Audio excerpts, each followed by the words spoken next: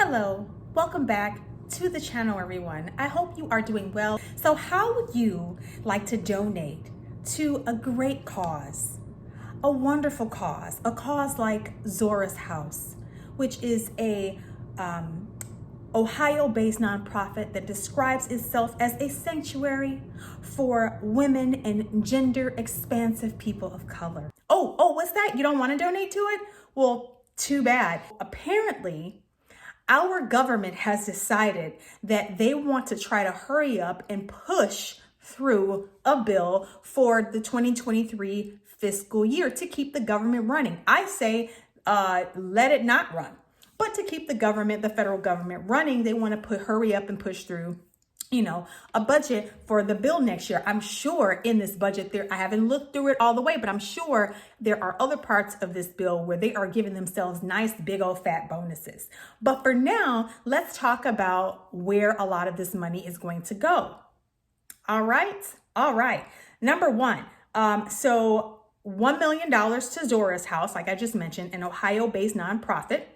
Zora's House calls itself a community for women and non-binary, whatever that is, people of color committed to transforming themselves and the world. Isn't that lovely? The second place that we, the taxpayers, are going to be donating our money toward when we pay our taxes is the American LGBTQ Museum in New York. It is an online museum.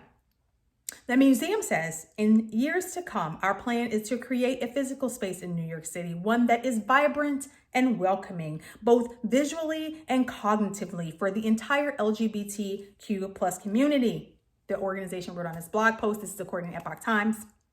Another organization would be to the Equity Institute. I don't even have to tell you, $477,000. Are you prepared to donate to this place, to this organization? Because, well, our tax dollars are going to go toward this if this bill passes. So basically, the Equity Institute is a Rhode Island-based nonprofit dedicated to, get ready, developing and implementing innovative solutions for building more diverse, equitable, and inclusive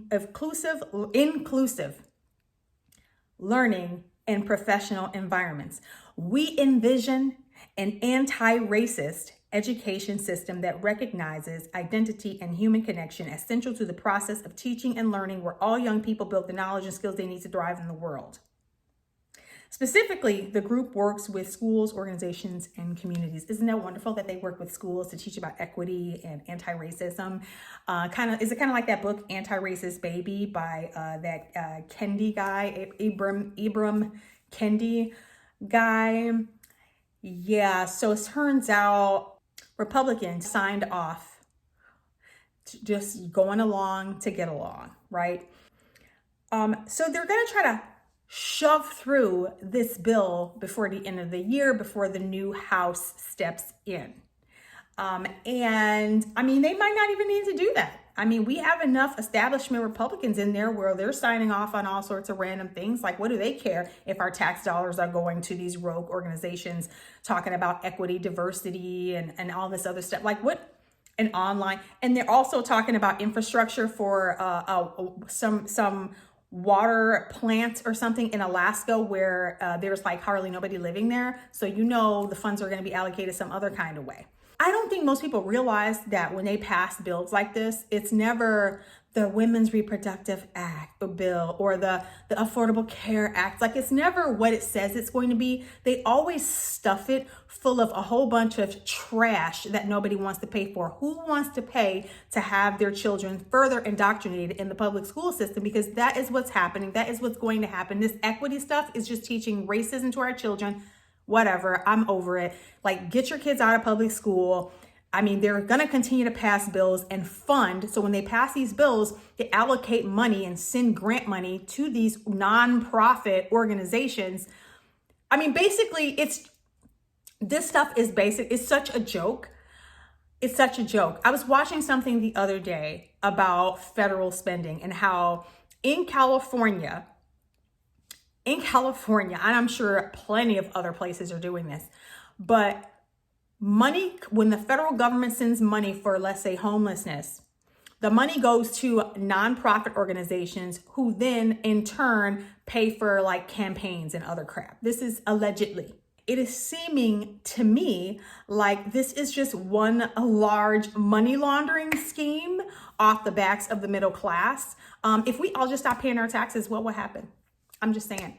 Unfortunately, I think enough of us aren't awake, and enough of us don't see what is actually happening. People are jumping on the bandwagon of the 19, of the equity, of the race, the white supremacy, everybody's jumping, and nobody sees the big picture.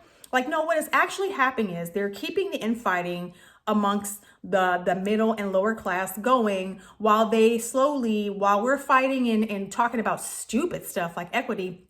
They are slowly transforming the culture and basically stripping us of everything while we are focused on some stupid stuff, white supremacy, which whatever, and anti-racist and all this. This is all indoctrination. This is all stuff to try to transform the society so that we will be willing participants in giving up our freedoms and rights. This bill is ridiculous, and we are paying for it. At this point, I feel like this is taxation without representation. I am not represented in this bill. Why are we having to pay for something that does not represent us any longer? I say, reach out to your state representatives, let them know how you feel about this giant trash of a bill that they are trying to pass, and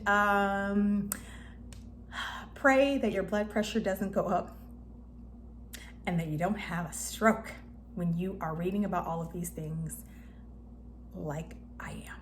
Anyway, enjoy the rest of your day, guys. Until next time, God bless and ciao.